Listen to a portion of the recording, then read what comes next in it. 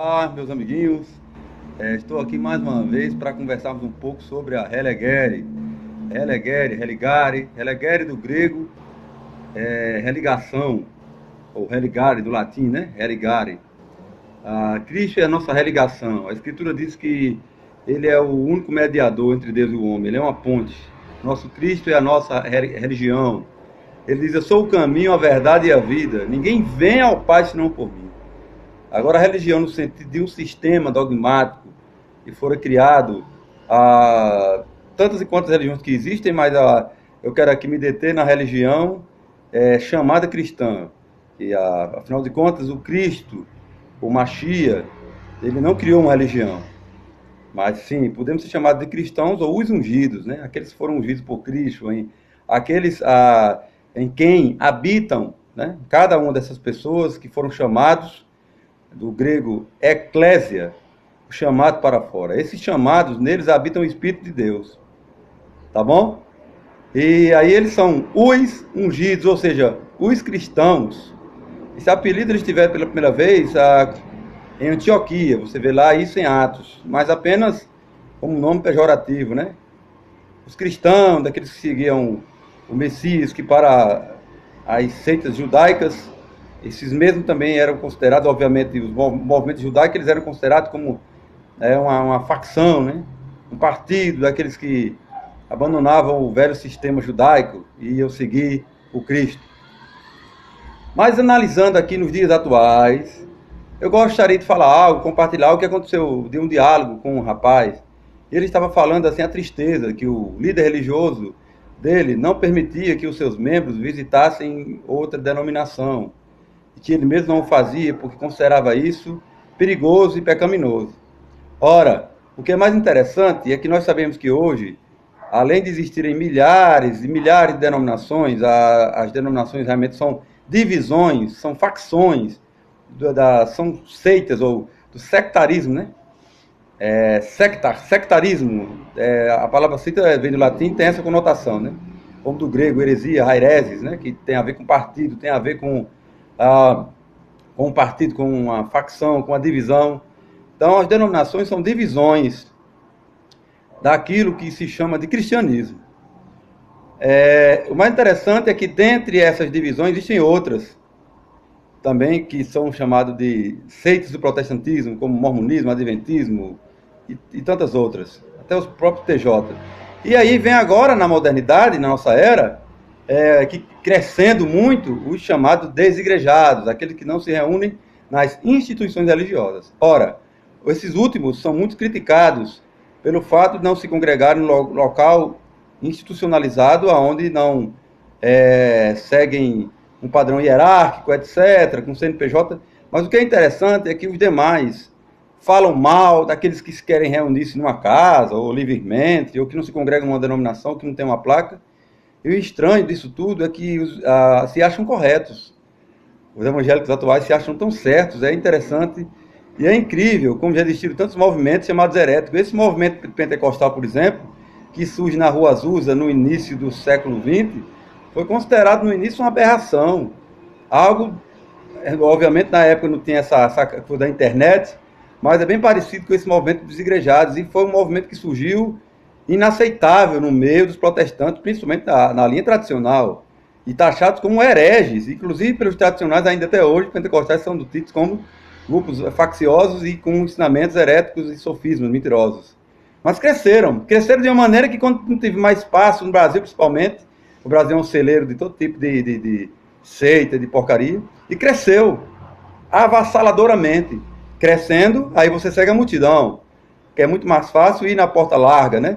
Não na estreita. Então hoje nós temos essas dissidências e temos esses problemas aí gravíssimos de divisões. Aí o camarada vem julgar aquele que se reúne no local que não tem uma placa, etc. E aquele outro que a reúne assim ou assado, na verdade são proibidos de frequentarem, de estarem juntos. Aí eu digo, para as pessoas que não são ditas cristãs, assim, é meio confuso, né? Que você entender qual é a igreja verdadeira, qual a verdade, com tantos ventos de doutrina. E esses justamente que são facciosos, que têm uma verdade, que sua igreja é a verdadeira, sua denominação, o seu grupo, é interessante. Ele se jactancia, ele é orgulhoso, se coloca como sendo ele o caminho certo, a igreja certa, a verdade está com ele. É interessante, né? E julga todo mundo. Agora ele diz que entre eles está tudo bem. O tradicional está bem com o pentecostal, o arminiano está bem com o calvinista. E na verdade nós sabemos que não é assim. É uma hipocrisia do caramba. Porque eu mesmo conheço os sistemas e eu fui batista regular há muito tempo. Os batistas regulares, eles não aceitam de forma alguma a prática, nem aceitam comunhão com os irmãos que são assembleanos dentro da sua denominação, ou até mesmo membros visitarem ou estarem juntos, porque tem uma doutrina chamada doutrina da separação, a separatista. Tem muitas denominações que tem essa doutrina, que traz essa doutrina. Entendeu? É considerado para um tradicional batista regular ou para um fundamentalista, eles como heréticos. Da mesma forma como é considerado para as denominações evangélicas se reunir com desigrejados, como é também criticado o adventista como uma seita. Então, da mesma forma, para um batista regular, para um fundamentalista, uma denominação dessa que prega que a salvação é pelas obras, arminiana, ou que é pentecostal, é considerado esses grupos como grupos heréticos. Aí me diz uma coisa, qual a moral, certo, que as denominações têm de estar criticando alguém que se reúne numa casa, de maneira simples? Nenhuma. E também os caras que estão se reunindo de maneira simples também não tem direito de falar muita coisa, não. Porque, na verdade, nós estamos todos, sabe? Todos, na realidade, no mesmo barco. Onde a igreja, hoje, ela é completamente dividida, desfacelada, em milhares de células. É divisão para todo lado. E a importância a todos, a importância que todos dão, na realidade, é a instituição, na realidade, as práticas religiosas, a organização, aos títulos, a cargos, ao poder, ao lucro, a dinheiro. Muitos têm, assim, a sua primazia, o valor que ele dá é em relação a dinheiro. Outros a cargos, outros a exibicionismo a aparecer, como muitos que tocam em bandas, etc. Mas qual a motivação verdadeira das pessoas para estarem juntos, tendo comunhão? Qual a verdadeira motivação? É Cristo que está acima de tudo. Porque lá em 1 Coríntios, capítulo 1, versículo 9, diz que nós somos chamados à comunhão do Filho de Deus. A essa comunhão que nós somos chamados.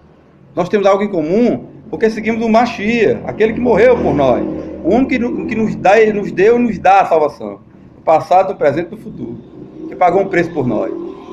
Agora, o interessante é que nós não estamos livres, porque está dentro de nós a tradição religiosa.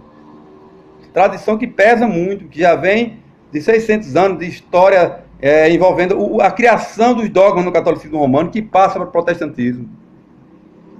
E essa escravidão está dentro de nós com dogmas que não acabam mais. Então muitas pessoas estão nas religiões defendendo dogmas, tradições. O que importa é a tradição e a maioria. Se a maioria segue um caminho, é o caminho certo. Então hoje, como cresceu muitos movimentos aí, né, neopentecostal e pentecostal, esse é o certo para muitos. E tudo isso aí é uma bobagem, tudo isso Deus não criou, tudo isso aí é facção do homem. O importa é seu coração estar em Cristo e amar o próximo. Porque muitas vezes as pessoas não têm comunhão com o camarada porque ele é de uma outra denominação, de uma outra facção, de um outro partido. E não é só não obedecer esse pastor idiota aí não, que está ali proibindo aí de você ter comunhão com outros irmãos porque ele frequenta uma outra denominação. Você nem sabe se vai ficar nesse lugar a vida inteira. Porque você tem que ter comunhão com os irmãos, que é fundamental. Porque lá em 1 Coríntios, versículo 13, diz que todos nós bebemos de um mesmo espírito. Quer judeus, quer gregos, quer escravos, quer livres, fazendo parte de um mesmo corpo. Não existe essa barreira. Essa barreira acabou com a cruz. O judaísmo, gentil, judeu, grego, livre, acabou tudo isso, cara. Aí a religião trouxe isso de volta, trouxe essa divisão. Para sermos divididos, mas somos apenas de um mesmo corpo. Entende? Então essa é a questão. Então a religião tem matado o corpo nesse sentido. Os irmãos não podem ter comunhão uns com os outros simplesmente pelos caprichos da teologia. Teologia que diz que é para proteger o evangelho, que na realidade divide, que a teologia até hoje comprovou que a filosofia mesclada com a vida simples da igreja, com tantas verdades, tantos ventos de doutrina, o que fez foi dividir. E o corpo é dividido. Hoje você tem um vizinho na sua rua, você às vezes não tem comunhão com os irmãos dentro de um bairro tamanho de nada, milhões de denominações no bairro só, e os irmãos não se aproximam com medo, por conta desse marasmo de vento e doutrina que advém de séculos e séculos, e nós herdamos, e ainda estão criando mais vento de doutrina, a qual nós deveríamos estar com nossos corações arraigados, preparados apenas com a graça de Cristo. Então, meu irmão, não deixe de ter comunhão com os irmãos, por isso não, entendeu? Por essa questão do cara estar congregando ali ou acolá, isso não leva a nada. Um dele pode estar ali, outro dele não está. O que é importante é estar em Cristo, não é no local onde ele habita, onde ele está atualmente, é em Cristo, porque muitos de nós que temos a mente aberta e chegamos a algumas coisas, e não concordamos com muitas doutrinas que estão no sistema religioso, muitos de nós passamos por lá, eu passei por lá.